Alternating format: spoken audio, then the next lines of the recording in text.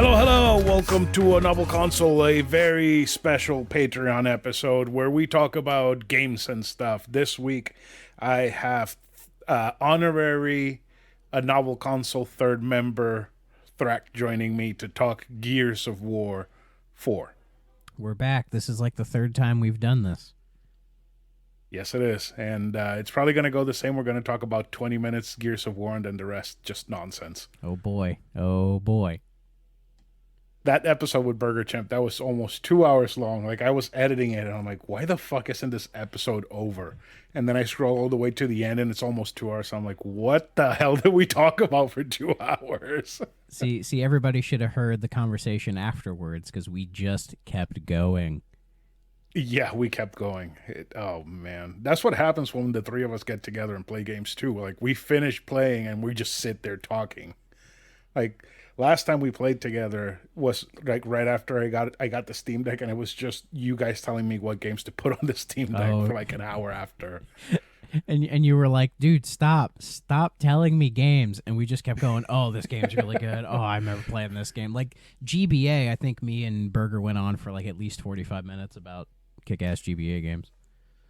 Oh, hold up. I'm going to tell you right now how many GBA games you guys made me put on this thing. Oh boy. Yeah, I have it right here because I played during work hours, but you're not supposed to know that. Well, you're an IT guy, so it's part of the job, isn't it? That's true. It's tinkering. Yeah. So 103 games for the GBA. I think I own twice that, like physicals over here in my collection. Yeah, there's a bunch of them that you told me about that I was like, I've played that, or it's not for me. But a bunch of them I did put in. I put in, what is it? Advanced Guardian Heroes, I have a box Astro copy Boy, of that. Banjo-Kazooie, the Batman games, Boulder Dash, Breath of Fire, Bubble Bubble, Crash, Dead to Rights, Choo Choo Rockets, Charlotte's Web. It's not bad. It's not bad, is it? I don't know. One of my wife's friends came over. Actually, Miss Manilow from Discord was hanging out over here. And she like grabs it and she's like, Charlotte's Web? What the fuck is Charlotte's Web? And I'm like, I don't know. Thrak told me to put it in there. Blame it on me. Ghostbusters. What is this? Final Fight 1, Hamtaro, Iridian, Mr. Pants, It's Mr. Justice Pants. League, Klonoa, Kong, the Eighth Wonder of the World. Which Justice League game did you get? Because I think there's like 3 of them. I got the good ones. So Flash and the animated series one. Well, there were 2 animated series ones. There's Chronicles and Injustice for All. Injustice for All. Yeah, actually, I had that game as a kid, and I think the copy I have is the same copy I had as a kid. I played the shit out of that game. Loved it to death. I don't know if it's any good or not, because I'm actually having issues with my GBAs, because for some reason the 2 that I play on, the R buttons are starting to go out. I don't know why, but I'm trying to fix them. Probably just gunk under them. See, I don't know. I'll figure it out. See, there's just one last thing that I need on the Steam Deck, and it's to put AM2R on it. Yes. So that I can record footage once I get the dock. But putting AM2R on it is a pain in the ass. It's like a 10-minute process of downloading shit and installing shit and making separate files just to get it to run. I'm like, I don't want to play it that bad. I'll just Can you just install it on desktop mode? Instead of making a video. Can you just use desktop mode? Yes, so you have to do everything through desktop mode so that it shows up on Steam Deck. Wow, okay. And you can play it through desktop mode, but you would have to like put mouse and keyboard, and the built-in digital mouse and keyboard for it is serviceable, but it takes up most of the screen, so it's not even worth it. Fuck that. Because I wanted to play, Samus Returns. Yes. But getting a modded 3DS is like $2,000 just so that you can get it to play and output video. So fuck that. I'm not doing that. The price comes from the fact that they used to make capture cards that they installed directly into the 3DS, and then you have the thing. Because as I've tried to tell you, You can mod a 3DS in like 10 minutes for free. It's the easiest thing in the world. I promise you. Like when people were memeing, you can mod a 3DS. It's so easy. I promise you. It's easy. I can send you a YouTube video that's like 15 minutes, and it's like, here's what you do. You follow along. It's perfect. Dumbass like me can do it. You can do it. I promise.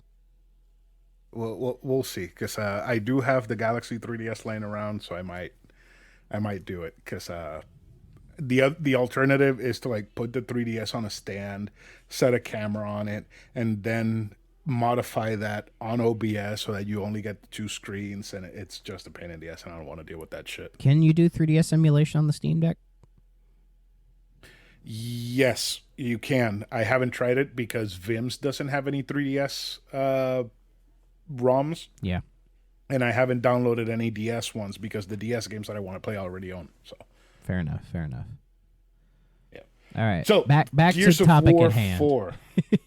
Yes, Gears of War 4. It is a 2016 first-person shooter video game developed by the Coalition and published by Microsoft Studios for Windows and Xbox One. It is the fourth main installment in the Gears of War series and the first mainline entry not to be developed by Epic Games.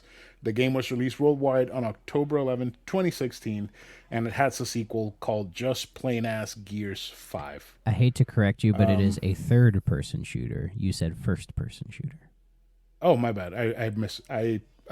What's it called? I dyslexia the fuck out of that. It's okay, baby cakes. Because it does say third person. So this game should have the subtitle of JD is not good enough. Or JD. Marcus is disappointed. What was the subtitle of the first Uncharted? Drake's Fortune? This is like JD's misfortune. No, Marcus's misfortune. Marcus hates his son. Gears of War 4. Yeah. Gears 4. This is quite the interesting entry in the series, because I know some people say like, oh, this is where the series started going downhill. And those people didn't play Judgment. Yeah. I think maybe they give Judgment a pass because it was like a side game. But this is, the next numbered title. And it's the first Gears game proper on the next generation for the Xbox.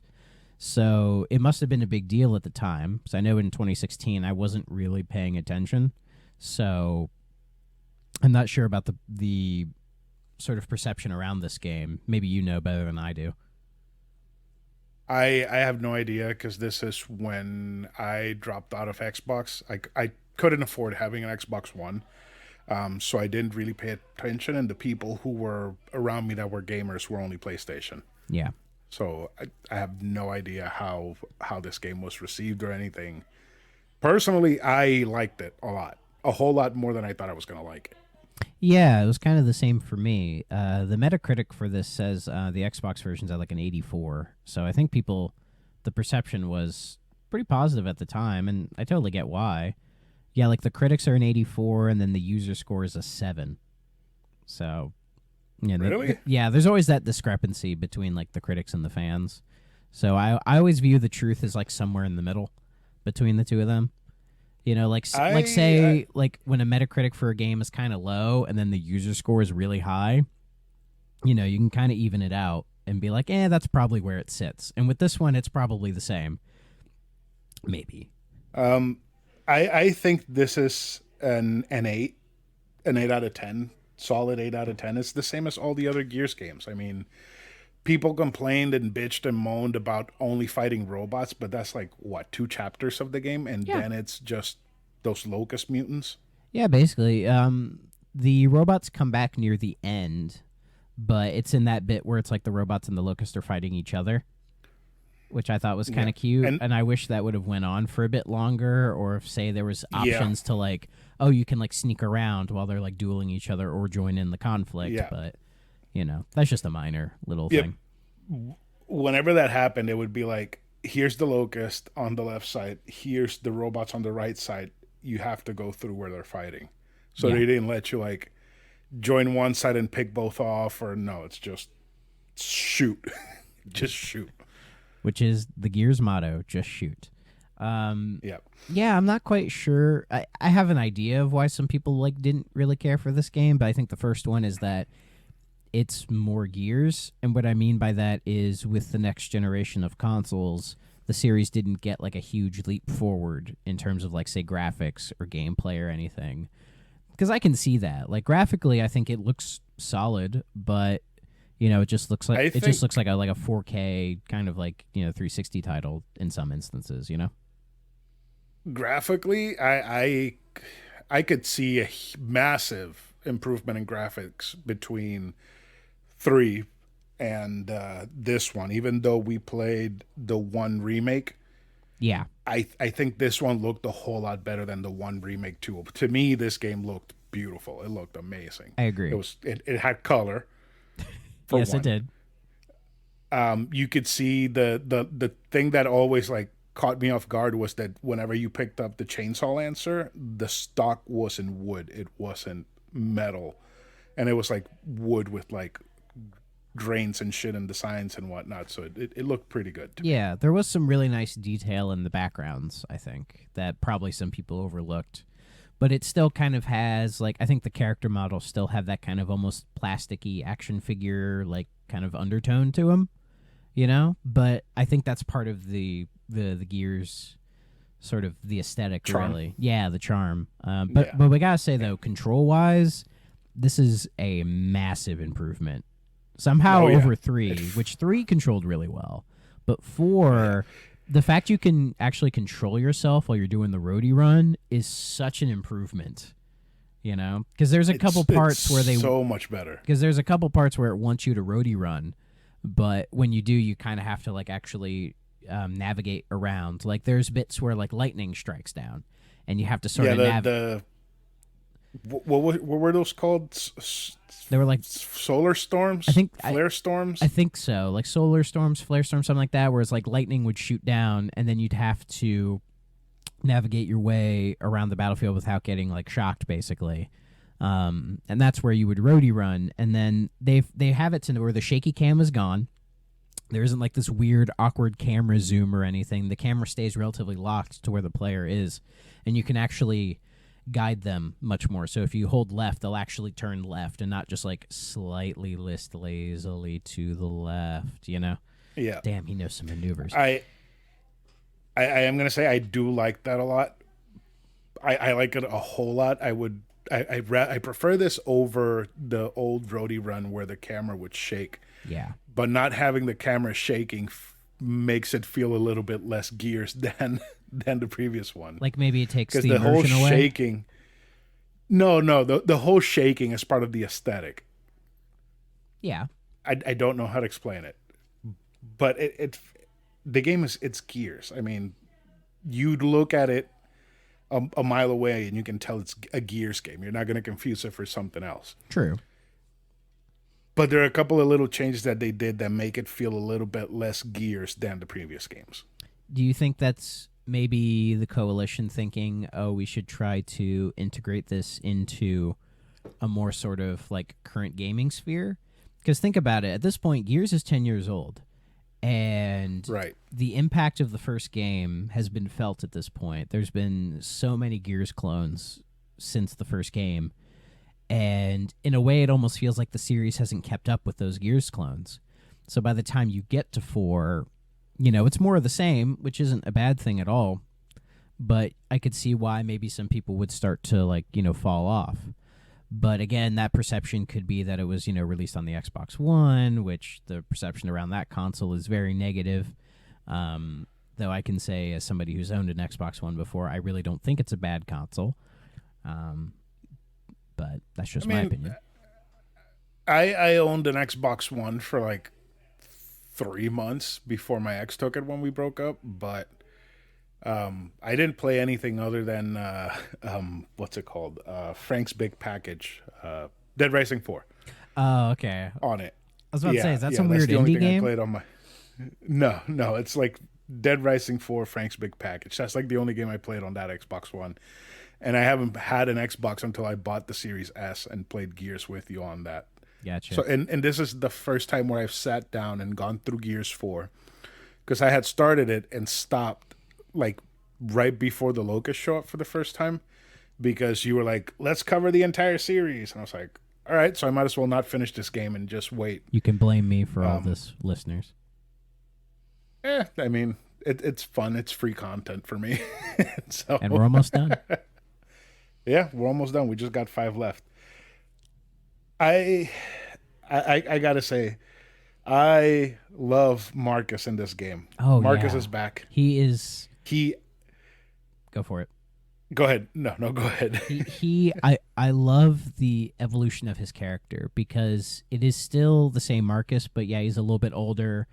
You can tell the war that's been going on between the locusts and the cog have just really taken its toll on him through losing his father, his best friend in Dom, and then later on his wife and the mother of his children, Anya. I'm assuming they got married. I don't know. And then the struggle that he's had with his son JD, with JD not wanting to join the cog or being like a rebel, and Marcus kind of being against that. You can see that, like, despite him having that big estate, the freshly tuned truck, the tomatoes, the whole ordeal, my tomatoes, my fucking tomatoes. Yes, which is a great line. That's like the best line in the whole series. But you can tell, even with all of that, he is miserable. Like, he is just not happy at all. And you almost get the sense that he joins his son on this little escapade because he has like nothing else to do, or more it's that like it's his duty as like his father to help out his son. Yeah, there's one thing that I don't think you caught while we were playing, and is that Marcus didn't want JD to join the coalition. JD joined, and then Marcus tells him, don't leave the coalition because they're going to come after you, and then JD leaves. Okay. And now the coalition is after him. Okay. Which now it makes a little bit more sense to you why that lady is so intent on getting him back. Yeah, because I forget, like, do they explain why he left the coalition? Was it just that he... Was it... They don't explain it, but they kind of inferred that he left because the coalition wasn't helping people. They were just helping their own people. So, that little community where he's living at the beginning of the game, they weren't being helped by the coalition, but there's all this coalition shit lying around that is not being claimed, that he's just like, I'm just going to take it because we need it. And the coalition's not doing anything to help. And weren't they getting mad at him for using the coalition stuff? Yeah. Okay. So it's like he's mad at the coalition because despite them being the victors in this, in the war, because in this canon universe, the war is over, and they're trying to return to some semblance of peace that happened before Emergence Day. You can tell that the coalition are just essentially they're trying to harvest everything for themselves so they can survive, since resources are very scarce at this point. And yeah, you have all these little tribes, I guess, kind of sprinkled throughout that are, just essentially bleeding dry. And when they're, trying to use stuff, the coalition are just like, no, you're not allowed to use that because we say so.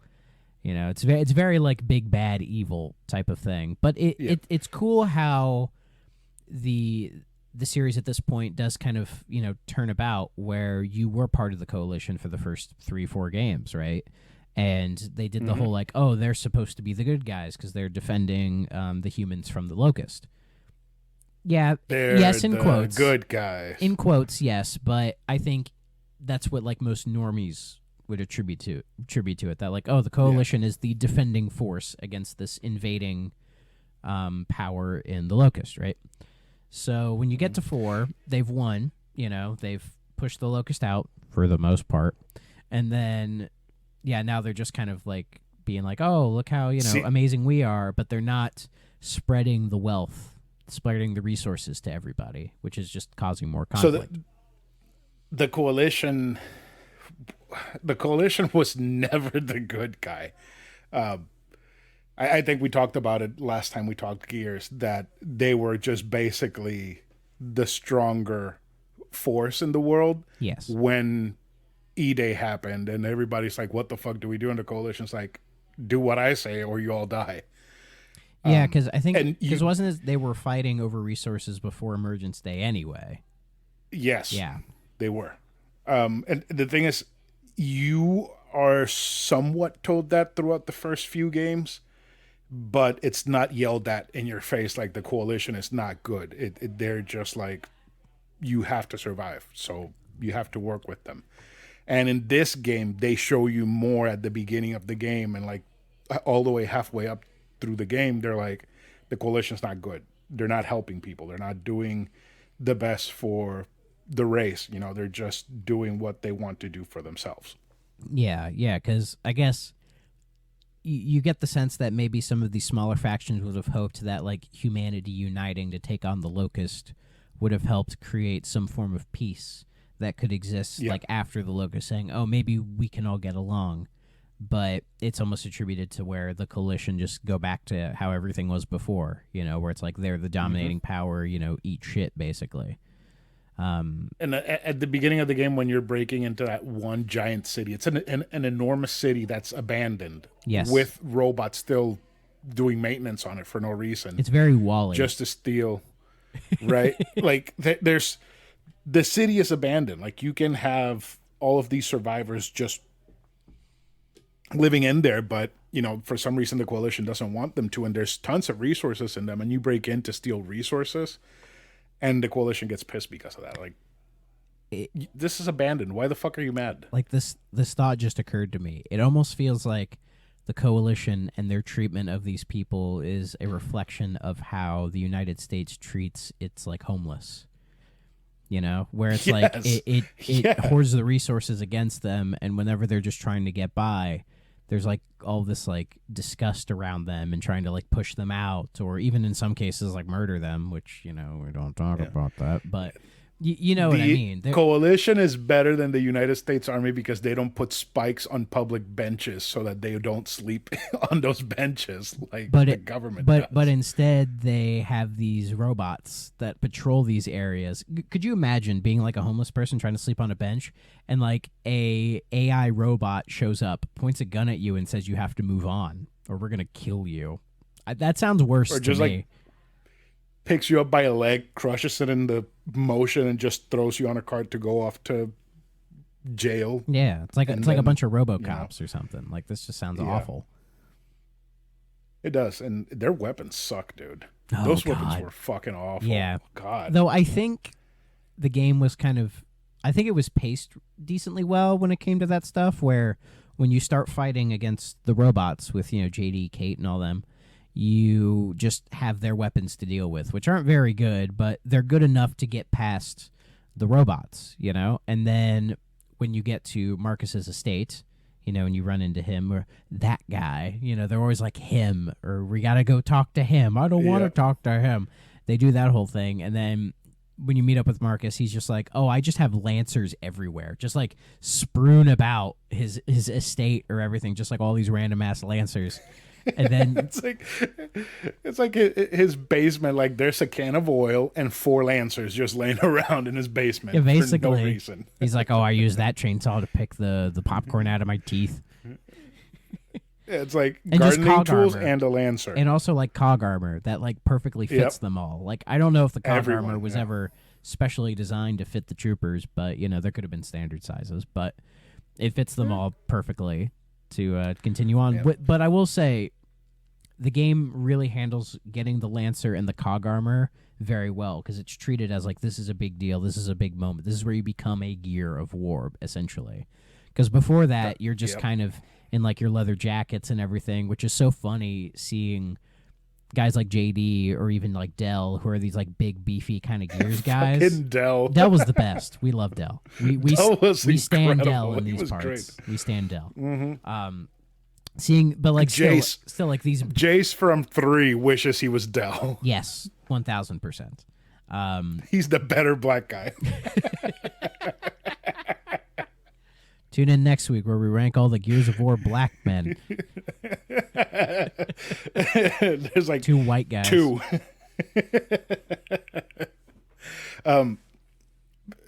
I'm sorry. What were you saying? Anyway, About I was saying the how armor? like before that, they just have like their leather jackets on and everything. But it's funny seeing these like big beefy dudes, but like they don't have the cog armor on, so they just look really fake.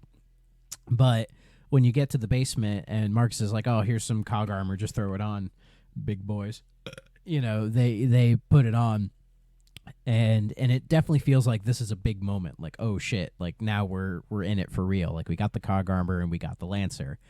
So it does take its time, sort of building to that moment rather than just giving it to you right away. Which I like that.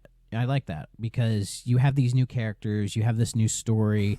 It makes sense to have a little bit where it feels like its own thing, and then it slowly integrates itself into the series so that by the end of it, it feels like, oh, okay, we're not just like forcing this in.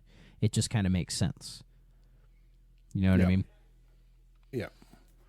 It, I I really like the set pieces in this game because they just felt fucking epic. Like Yes. when you're coming out from the underground, riding the weights from the elevator all the way up, and like locusts are falling, and like pieces of metal are falling on fire, and then the track starts breaking and bending off to the side. That just looked fucking incredible. It looked amazing. Oh yeah, some of those like And chase sequences where you're riding on the motorcycles going after the plane, the part where we were on the elevator like riding the cables up with our hands and yep. everything. Like the game has a huge emphasis on spectacle. And that It's very, very cinematic when it wants to be. Oh, absolutely. But it like that's definitely an Uncharted influence, having some more cinematic set Oh pieces, yeah. but it's handled in a Gears of War way. With all of these like heavy pieces of machinery and all this like crazy shit going on. It's not like an Indiana Jones style death trap like in say like Uncharted 2 Yeah. when you're climbing up the train. This definitely fits. It doesn't feel like it's being forced into Gears of War. Like it perfectly fits into the universe with all the Like shit that's going on.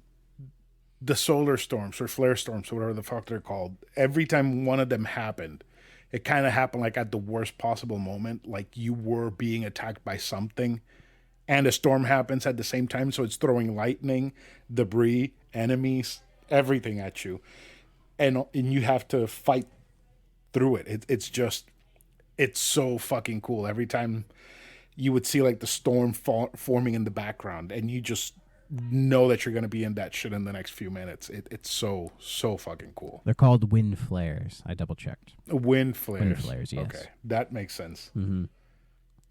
And yeah, it definitely went for the whole this needs to be like a spectacle. Because if you think Oh yeah, about it, when we played the first 3 games, there wasn't that many action set pieces. There was a couple, but it was mostly yeah, just like, run into an arena, shoot a bunch of people, run into another arena, shoot a bunch yeah. of people. Here they tried to break it up a little bit. And also they tried to break it up with a lot more like story and cutscenes. And now, I think if this game has a weak point, it would be like in the story and the writing. I don't think it's bad, but it definitely doesn't have the same sort of tone and quality to it that the first 3 had. That could be Yeah. because Cliff Bleszinski isn't there. Because Cliff has said before that he likes the modern Gears games done by the Coalition, but he doesn't think they have the same sort of heart that the originals No, do. they don't. Yeah, They definitely and don't. and after playing 4, I can definitely see where he's coming from with that. Because 1 through 3 had a really good like emotional center the whole way through, which was in a sense Dom. Dom was sort of the emotional center of the original trilogy, and here, I think they're trying with what's her name, Kate. I think they're trying to make her the new emotional center, but I don't think it really has the same sort of impact. Like, I'm not sure why. I don't think Kate's a bad character. I think of the new characters, it's the one they're definitely putting the most focus on when it comes to the characterization, the writing. Like, she's not essentially the centerpiece of this game, but it feels like they're trying to make her as important as JD. And then I think when we go to Gears 5, like, she's on the front cover. Like, she's the main character of Yeah. 5, as far as I know. Yeah. There is definitely something going on with her. I have no idea what, because the whole goal of the game is save her mom from the Locust, because the Locusts are back, and they're back because the coalition is shitty at doing their job. Basically, like they didn't really exterminate them all. Like I think they no, they did, but they decided to take all of the corpses, and instead of doing burn piles, they just put them in ditches filled with emulsion, and basically they became goop. Then human bodies started being dropped in the same pits. The humans mixed with the locust goop became new locusts, and now the locusts are kidnapping people to make more of them. It's essentially like the Orokai birthing pits. Basically. And it's all because the coalition was fucking lazy. I mean, that doesn't sound too out of the ordinary with like in history how government entities. Yeah, or how a lot of times they'll like do like just like dig like mass graves and just like chuck people in there and just put a little dirt on it and move away instead of like it's doing like the proper a 2-foot deep mass grave. Yeah, like it's like some fucked up shit, and there's definitely a bit of that here. And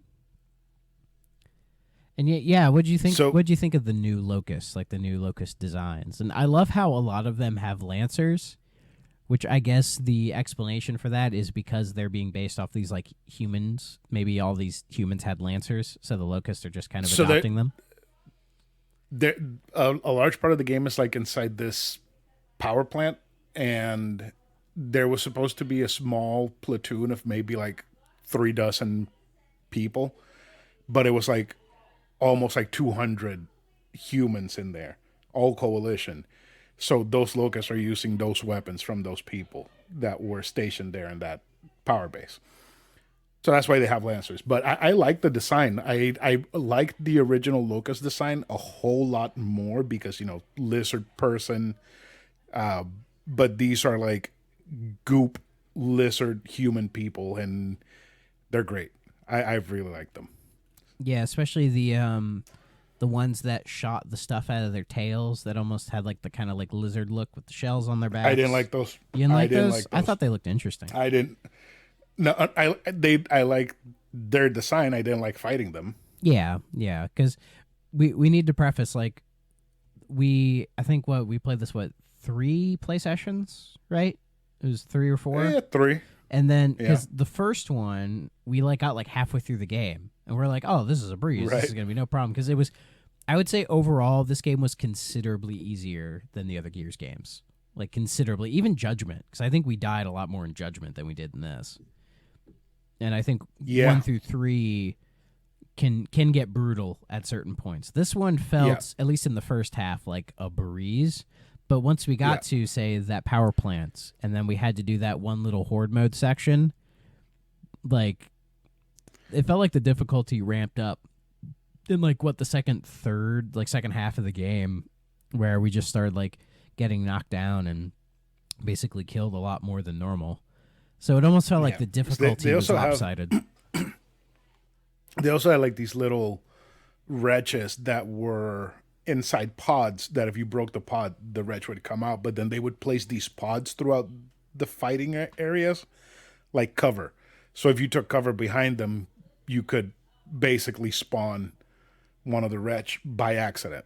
And they were fucking annoying. They were so annoying. Yes, even if they were much more annoying than in the first 3 games. Yeah, because even if I say like had a Nasher and was just blowing them away with the shotgun from the hip, there would just be so many of them, and usually when they would come at you, a locust would also be shooting at you from the back. So you'd be trying to focus on these guys, and the locust would be just shooting you. So then you'd fall down, and then we'd have to get Dell. Usually it was Dell to come over and heal us so we could keep going. Good old Dell. Oh yeah, Dell was very reliable. That's what we've noticed with these games, like having the AI teammate essentially is just our medic while we do the rest of the work. Because it's so often like you'll be in one corner doing your thing, I'll be in another corner.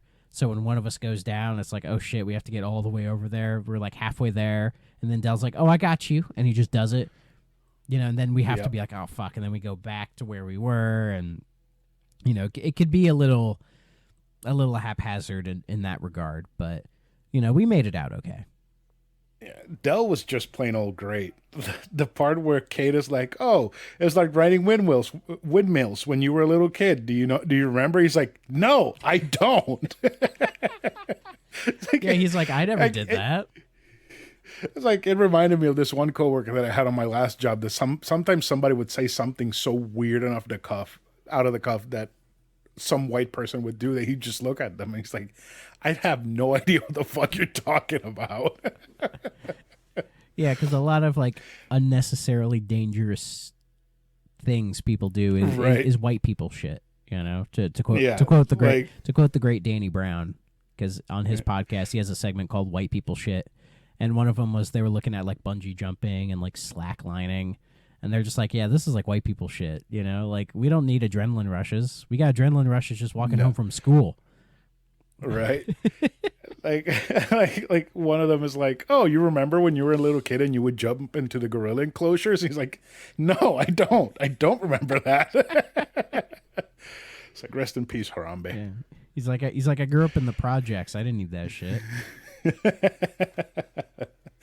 Dell was great, man. And like the thing is, it's so funny that group of three friends, they're like really close to each other, but like two of them are very close to Marcus and none of them is his son. Like, there was one scene that I absolutely fucking died. Marcus is like going off on this rant of, I'm so proud of you, you're doing great, you're amazing, you're fantastic, you're doing everything that you should be doing, and at the end he finishes with Kate. And I just fucking died. Oh yeah, I remember that. You just you lost.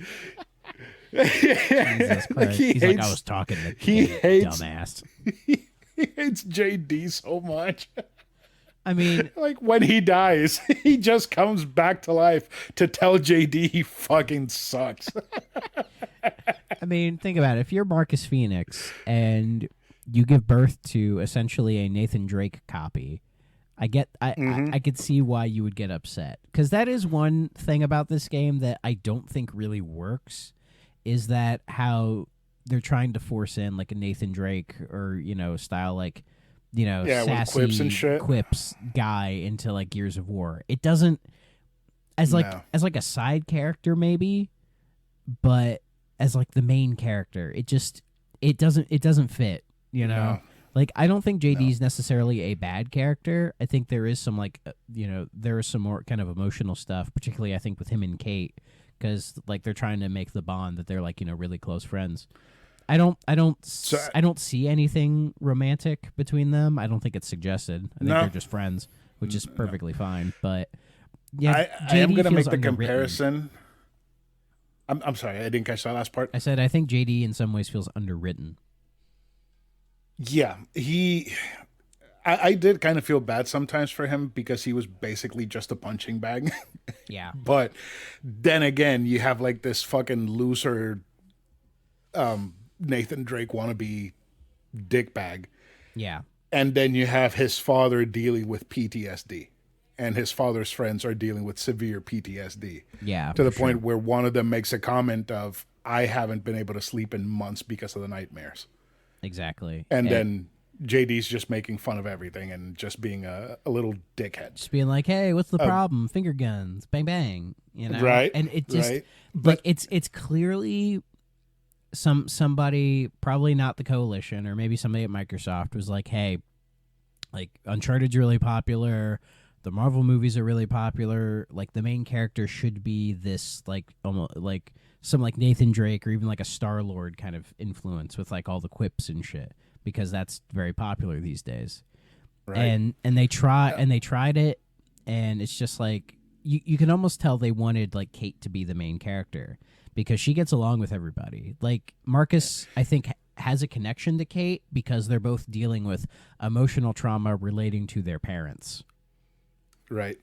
And I do want to make a comparison, but I don't want to make it yet. I want to touch on something before I make that comparison. Everybody, if they wanted to make a comedic relief character for the game, they already had Dell. And it's not that Dell is funny because he's cracking jokes. It's Dell is funny because he's the most normal person there. Yeah. He's just like in this situation and he's like, what the fuck is going on? Like, why am I doing this? type of person. He's not like making jokes or, on a vengeance quest or I got to save something. No, he's just there with his friends and, he's just a normal dude. He's that one friend that is like naturally funny. Like he's not necessarily trying to crack jokes. He just like his reactions and sort of his response to everything is just naturally kind of funny.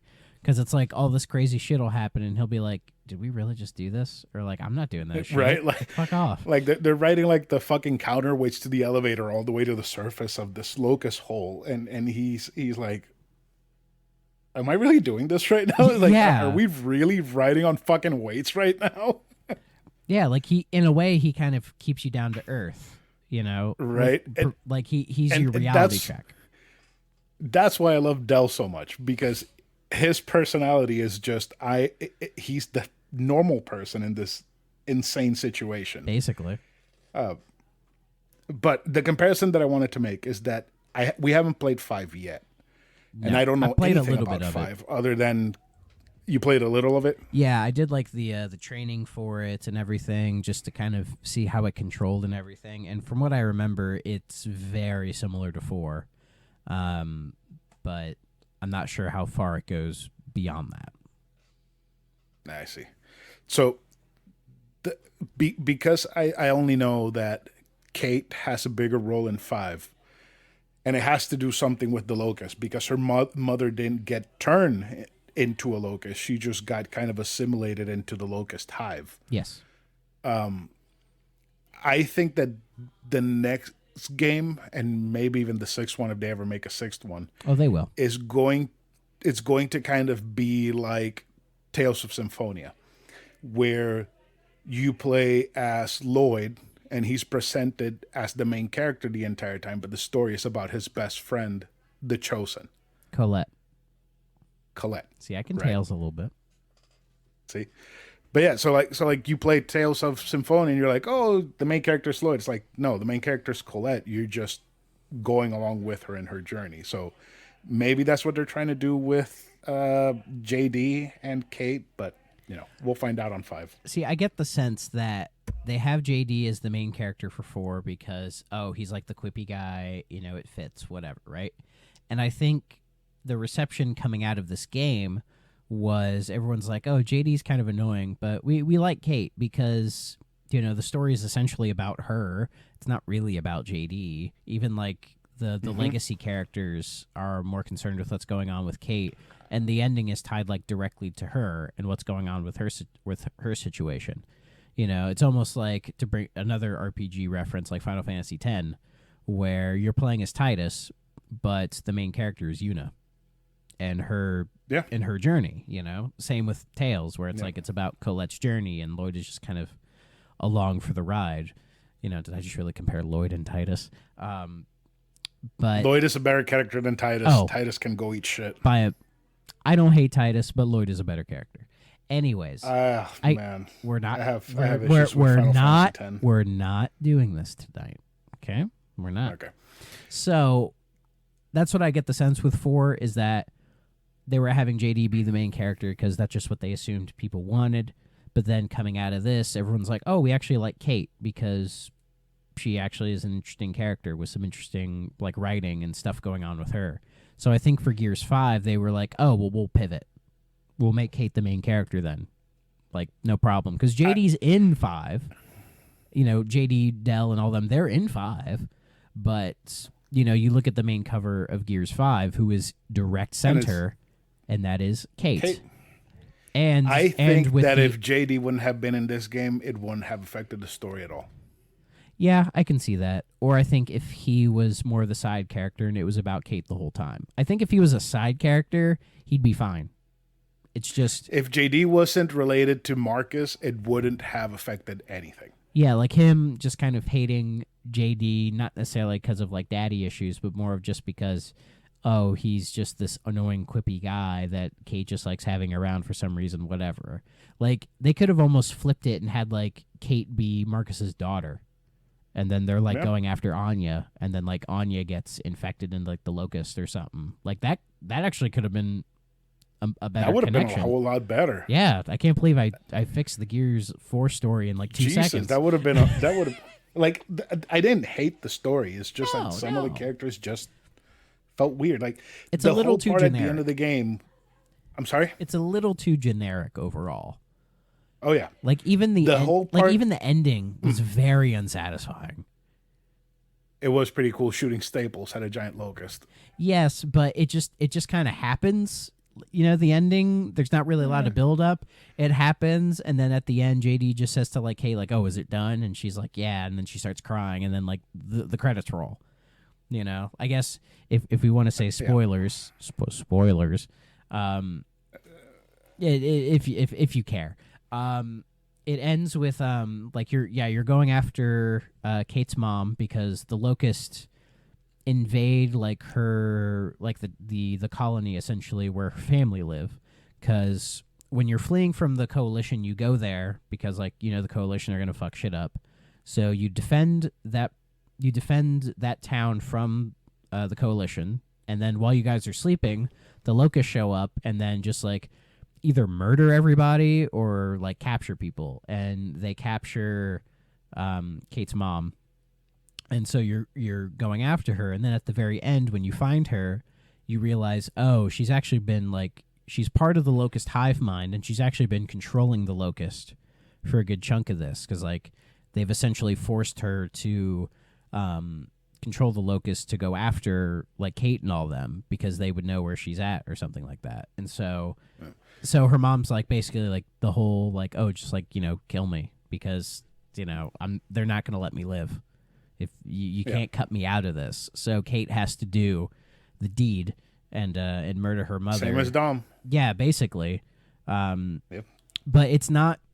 But the thing is, with Dom, it wasn't built up the same way, you know? Because, well, with Dom, it's like you had like a game and a half to like build up the whole situation with his wife, and he only really had to do the deed because she was already gone anyways. Like, you know what I mean? Mm-hmm.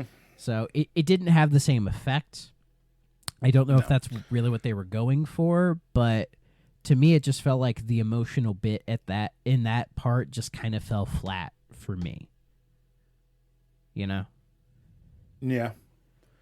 Going back to JD, like one of the things that annoyed me the most about his character is that Baird shows up at the end and Cole show up at the end, and Baird is like, you know, every time he had some help with something robotic or electronic or whatever, and you couldn't explain it, that was me doing it.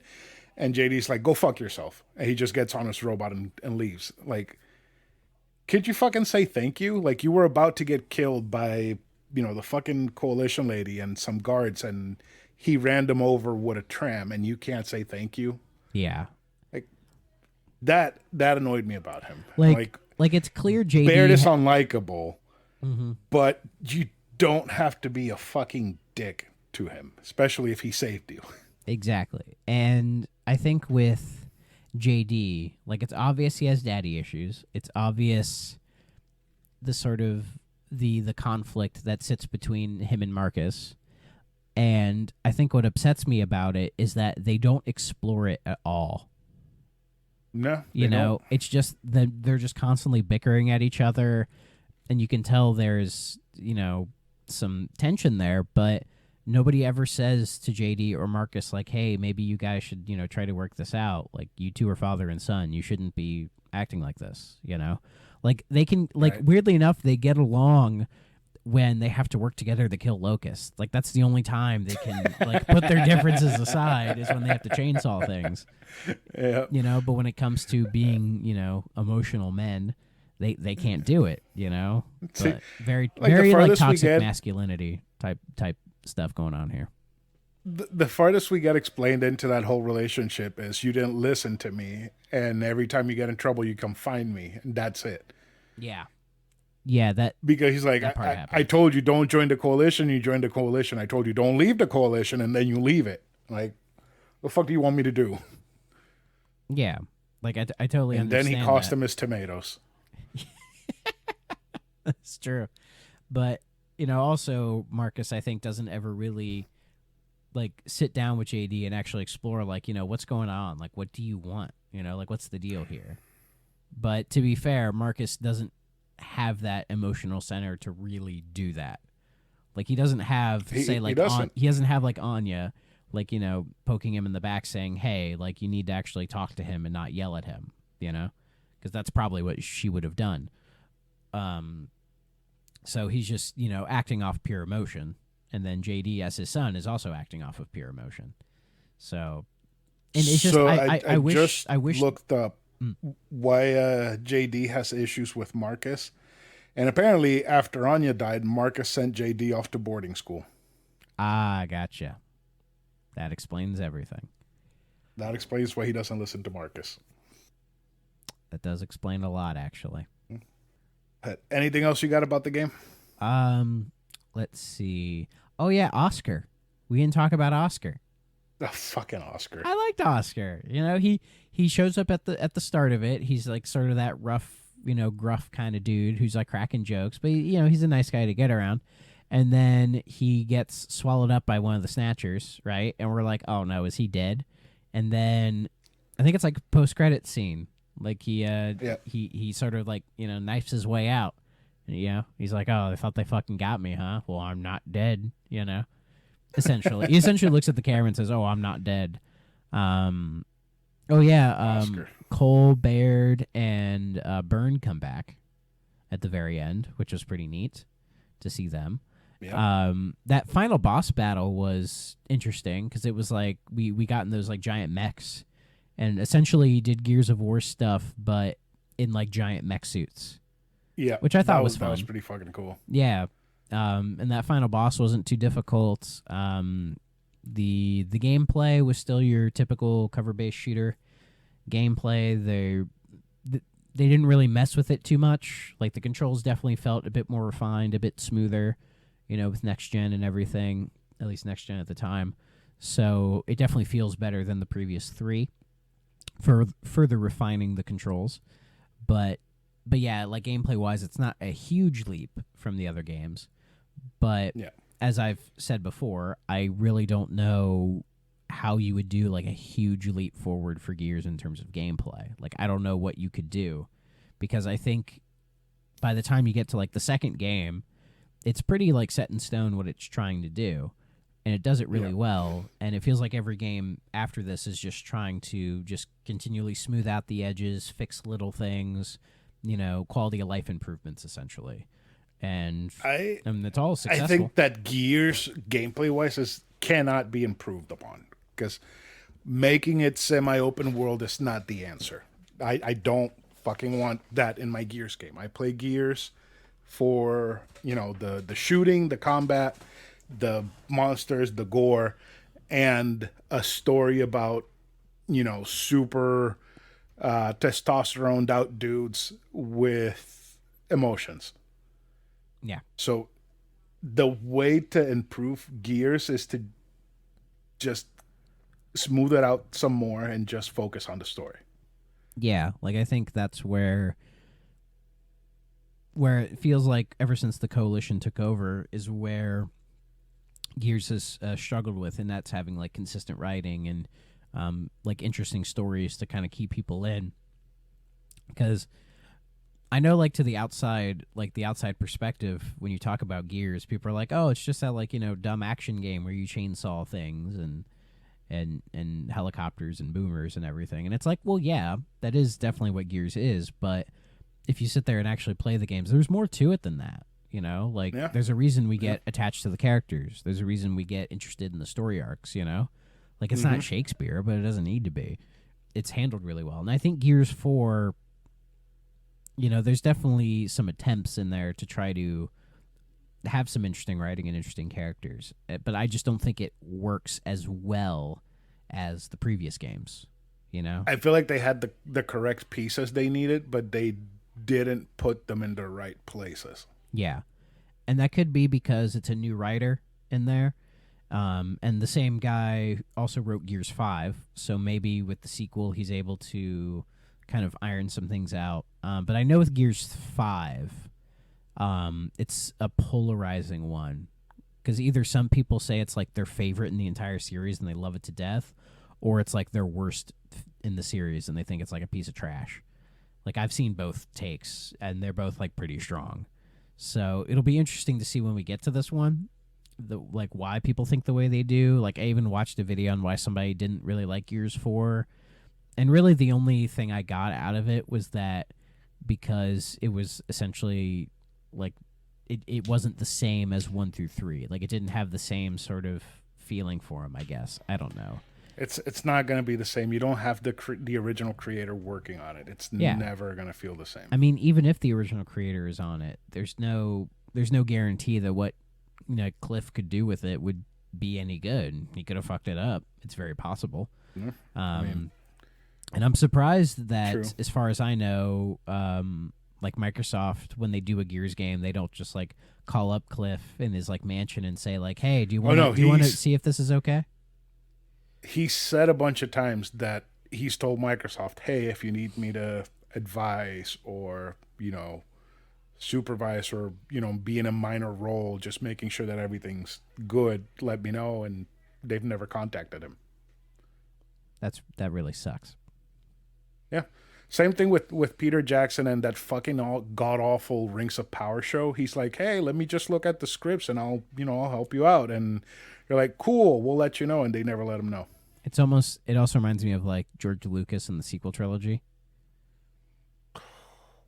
Like sequel trilogy is garbage. Like I know some people have negative feelings about George Lucas, and I get that, but I think if he had at least somewhat of a creative role in the sequel trilogy, I think it would have been handled better. Like, say what you will about the prequels, say what you will. There's a lot of bad things about them, but it tells a mostly consistent story. Like George had an overall arc that he wanted to tell, and he told it. How Anakin became Darth. No problem. That's not what happened with the sequel trilogy, because they had no idea what they wanted to do. No idea. In the first movie, they put these characters. This is the situation, same as the episode 4. And the second one, they waste the entire movie doing absolutely fucking nothing to advance the plot or tie up anything. It's just a waste of a fucking movie. And then in the third one, they try to wrap up everything. Yeah. And they can't. It doesn't fucking work because they wasted a whole movie doing nothing. Yeah, basically. It had no direction. It had really no idea what it wanted to do. Like the first 7 was a nostalgia grab, and it worked. It got all of us. Mm-hmm. And then with it got me. I still think it's a great movie, even though the trilogy is garbage. It was a fun movie to watch in the theater, but rewatching it for me, I didn't care for it the second time around. But it was fun to watch as in the theater, being like, "Oh, a new Star Wars film," because I saw 2 and 3 in the theater as a kid, but to see 1 in the theater as an adult was a fun experience. And then Last Jedi, which I think could have been a better film. I think it could have been. I mean, I don't want to go into details about it, but I think, because it's been done to death now, but I think Last Jedi had all the potential in the world to be a really good movie, and I think it just dropped the ball. Yeah, definitely. And whether or not that was Rian Johnson's fault, or if that was Kathleen Kennedy's fault, or a combination, I don't know. I'm not going to theorize. And then Rise of Skywalker feels like 2 movies squished together. Like the first half is like what J.J. Abrams would have done with 8, and they have to speed through it because we got to get this over with, and then we have to do Rise of Skywalker and Palpatine, blah blah blah, and it was a mess. It was an absolute mess, a train wreck, and I hope they never do it again. Like in that second movie, when Leia should have died in space, and they just bring her back for no fucking reason. She just floats in the middle of space. And then Kylo Ren talking to Rey, but actually talking at the audience, telling them, let go. This isn't Star Wars anymore. Just let go. You got to be okay with this, right? Yeah, I know what you were trying to do, but you could have done it without being fucking forceful and heavy-handed with the entire thing. Yeah, and at least the Gears games are not that unfocused in the story. Right. To rope it back around. Like Gears 4 definitely has a story that it's... Good transition. Thank you. Gears 4 has a story that it's trying to tell, and I think it tells it, for the most part, fine. But it is very... I don't want to say lazy. I don't think it's lazy. I just think it's kind of failing to see why the first three games really worked the way they did story wise. You know what I mean? But as I had said before, I wasn't a big fan of Gears 1's story by itself. But then when No, by itself, like it's just it's another kinda, war game. yeah, but when you put it in context with the whole trilogy, it really worked. You know, setting everything Yeah. up. So I'm almost thinking maybe Gears 4 is in that sort of same sort of plane where it's like, I'm just kind of whatever on it. But if we play Gears 5, then maybe it puts everything into context, and we come out of that going, oh, the Gears 4 story was actually like better than we thought. I don't know, just an idea. Because as I said, like Gears 5 does have a bit of a iffy sort of opinion on it. Some people love it, some people hate it.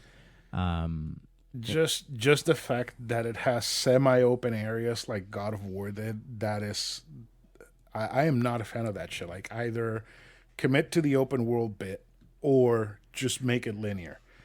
And I would rather it be linear, because open world, if you hide little lore things and little story moments and shit in the open world, I guarantee you that I'm not going to go through the trouble of finding out everything. Yeah. Well, Gears 1... Do it linear, and I'll have a better time linear. Well, even the Gears games, like, they hide little bits of lore throughout the games when you pick up, like, the collectibles. And the collectibles. But it's not main story stuff. It's all world building. Right. You know, where you get sort of these side stories, and that's, I think, where you learn that the COG really aren't the nicest people in the world, and all these other things that are going on. It's really handled in that way, and I think that's how like lore or collectibles should be handled, where you get that sort of world building kind of spread throughout the game, rather than Dark Souls-y approach to it. Yeah, well, I think Dark Souls just hiding basically the entire plot behind little bits of lore that you find items, through is really annoying, and I don't really care for that at all.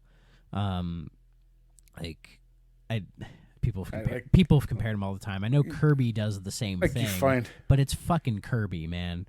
That's different. Yeah. Like in Dark Souls, you find like a butter knife, and it says, "Oh, this is the butter knife for Lord Guffles. He used it to spread butter over the cheeks of Lady whatever the fuck." Yeah. I love using a knife. And like to knives. that's how you learn the story in Dark Souls. I'm like, I don't care. I don't care. I'm not gonna read this. I'm not gonna go through the trouble of fighting these items so I can learn who the fuck who was, and I don't want that. That's not what I want in an action shooter game. Yeah, for sure. So yeah, it'll be interesting to see what Gears 5 does. Maybe it could be that it does take some risks, and then those risks didn't necessarily work with people one way or the other. Motherfucker. Like, I'm not against the open world, the semi-open world, open segment thing, because I think there are way too many games that just do the big open world as just like, oh, it's just what everybody does. Just do a big open world, and you just kind of figure it out, you know? Some games handle it really well, and then some other games don't. And I don't think Gears of War couldn't work in an open world area. I would kind of fucking despise it. Cyberpunk, because it's a massive open world, and you can see everything in the map pretty much. But everywhere you go, if there's something of interest, you're going to know there's something of interest. And it's really easy to find where you want to go and explore everything and whatnot. You don't have to go to convoluted processes of flip the switch and go around and do this, or you have to kill this gang of people so you can get into this place. And it just does open world very, very, very well. Much more so than Red Dead Redemption or Grand Theft Auto. Yeah. And not a lot of games do it that way. And that makes me like not care at all. Like I want to get into Watch Dogs because I loved Watch Dogs 1, but Watch Dogs 2 and Legion are just gated behind these little, oh, you need this certain upgrade for the phone, but we don't know how to give it to you because you have to figure that shit out on yourself, on your own. Like I don't care enough to do that, right? Like, if it's not an ability that I can unlock and I have to go through this whole convoluted process to just be able to lift up the gate on a fucking guard shack, then I don't care.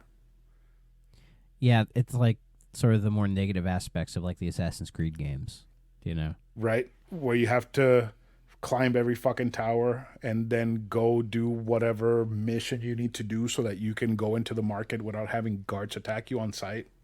Yeah, it can be. It definitely can be annoying.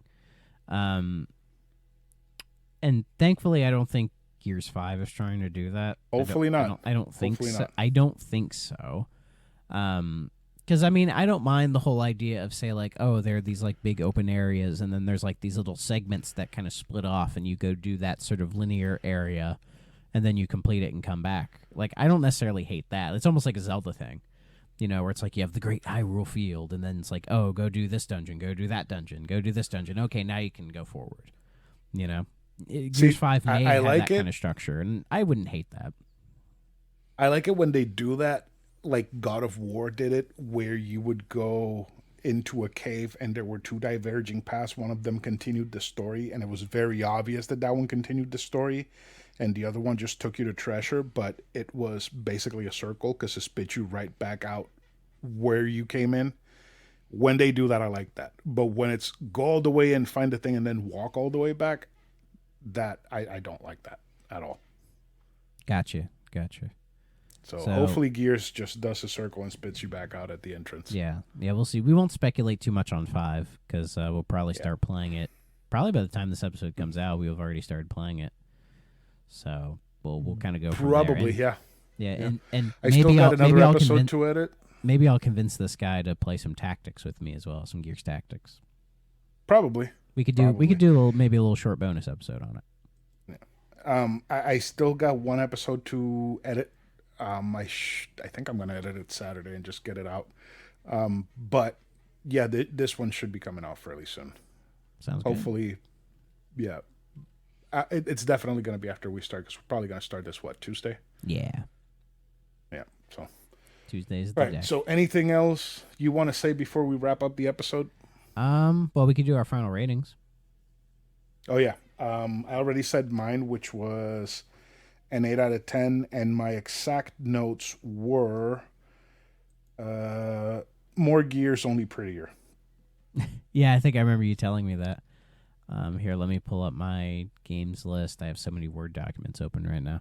I gave Gears of War 4. Yeah, I'm doing school stuff. My Gears of War 4 rating is also an 8 out of 10.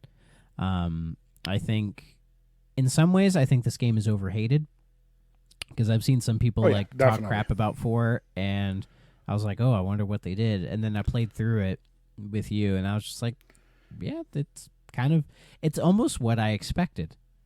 You know, which I mean, some people don't like that. Some people, I guess, want to be surprised. But I feel like Gears is one of those series that I think it's sort of it's like Dragon Quest. Like you buy a game with that title, and you kind of know what you're gonna get, and then you get it, and at the end you're like, I got what I got, and I'm happy. You know, like not everything needs to be this experimental thing where it takes chances all the time. And, I mean, in Gears 4, I think takes chances where it needs to, refines other things where it needs to, but overall sticks with what we know. And to be fair, I don't think it's a bad thing. I think I like this game enough that I would play it by myself. Like, I would just pop it in and just go through the campaign by myself. Yeah, I could see that. Like, go through it again to maybe get some more detail in the story that you missed, or get a little bit more on the characters or something. Because I'd be curious to play this again, but, like, try to pay a little bit more attention to the story than we did the first time. Yeah. But overall, I thought it was a pretty solid game. You know, I think I know the Xbox One and its sort of like lack of exclusives was definitely an issue. It's an issue that still kind of sits with the series consoles to this day. But I think Gears 4, like if you had an Xbox and you were a Gears guy back in the day, I'm sure Gears 4, you got it, you played it, and you were happy with it. You know? Yeah. So I would have been. Yeah. I definitely would have been. I would have been too. So. All right. So I guess that's it for Gears of War. Shit, we almost took the full hour of Gears. That's kind of crazy. We stayed on topic. I thought we were going to diverge. A little bit. We didn't get too far. That's it for this episode. Thrak, I know you have something that you want to plug. Go ahead and plug it in now. Oh, sure. Why not? So, by the time y'all are listening to this, the first episode may be up of the 3DO experience. So I don't know. Has Bill been on the show before? I don't think he has. No. Okay. No, but by the time this episode is up, there should be an episode of Super Pod Saga with me, Bill, Aaron, and Tommy talking about the PlayStation. So you can hear Bill then there. So Bill has the Gaming and Collecting podcast, and I've been show. And I've been on that show twice. Once about 2D Sonic, and the other about 3D Sonic. Hopefully, the 3D Sonic episode's up by now. It's 3 hours long. Holy shit! Hey, there's a lot to talk about with 3D Sonic. Okay, and wait. I don't think I've told you, but the joke that Alex made about Alex Kidd having a stupid name fucking killed me. That shit was so funny. I mean, he does have a stupid name and an even stupider design with the ears popping out of his hair. Oh man, that fucking joke was great. Yeah, she does a really good. She did a really good job of just throwing little quips into there. But she's not in the 3D Sonic episode. She was busy with some other things, so it was just me and Bill. But he had mentioned that he had he wanted to do a podcast about the 3DO, like the system, the company, the whole thing. But he was just having a hard time, I guess, getting it going. So I just sort of started poking him, being like, "Hey, I'll like co-host it with you if you need a co-host. I don't mind sitting here talking about like a random failed console from the 90s that eventually became known for making Army Men games. Like, sure, why not?" And I guess I poked him enough to where we have revived it. Hopefully by this point, the first episode will be up, which is just, I guess, explaining the sort of general idea of what the podcast is going to be about. I'm not sure how frequent it'll be, maybe once a week, once every 2 weeks. I'm thinking maybe like once every 2 or 3 weeks would probably be better. So we don't like, burn out on topics, and even like gives us time to actually like play the games and get some feedback on those. Because Bill is like Dave Jackson. He pops up on every show constantly. Yeah, he's very busy, and he's been moving as well, so that's been a lot for him. So, but we should have the first episode up pretty soon. In fact, that's why I actually sound a lot crisper, because I have this nice higher quality microphone for that. So yeah, that should be coming up. No holding the microphone and fidgeting anymore. Yeah, no more books. No more books. And then also, speaking of Dave, in I think a couple months we will have my Tales of the Backlog episode will be uploaded with him, because we're recording it, I think, at the end of this month. But knowing him, it won't come out till September. I think he just does 2 months out. And then hopefully, so talking about Warrior World, and then hopefully by the end of the year, me and Rick from Pixel Perfect will be talking about Lost Odyssey. So Pixel Project. Pixel Project, yes. I am. Pixel Project. I just hit disc 2 of Lost Odyssey, kind of taking my time with it, because he said that's okay. So I'm taking my time. So yeah, I got a lot in the works. He has a lot going on. Oh, yeah. I told him, I was like, I'm 50 hours into Digimon, and it's 125 hours, and I think I'm going to do all of it. He's like, I will certainly not be doing any of that. I'm like, that's fine. I got you. Because I know. And, I've just been skipping through the text and dialogue and everything, because I'm like, fuck, there's a lot of fucking fluff. I don't want to hear about this person's breakfast and the way they drink their coffee. Yeah. I don't care how I drink coffee. No, because I know, exactly. Because we're doing an episode of Lost Odyssey. Hopefully that'll be out before the end of the year. Because he wanted to start doing it in September, and then at first I was okay with that, but then when they had that really good showing for Starfield, I was like, bro, I'm probably gonna be playing Starfield in September. So could we move this up? And he was like, yeah, we can move it up. So that'll get done when it gets done, because I know he probably has like a bunch of games he's working on right now. I know I'm working on that. I'll probably start working on some 3DO games at soon. And I know when we did the Sonic episode, we started like gushing about Sonic Colors, so I went ahead and started playing my copy of it again, and just been having a good time with it. I'm already like halfway done, so it's a pretty short game. Damn. So, but yeah, that's basically what's going on with me in the podcast world. Sweet. So, that's it for this week's games and stuff. We'll be back at some other time with some other game. We'll figure it out then. So, all right. Thank you for being on, Thrak. You want to say goodbye to everyone? Goodbye, everyone. Goodbye, everyone.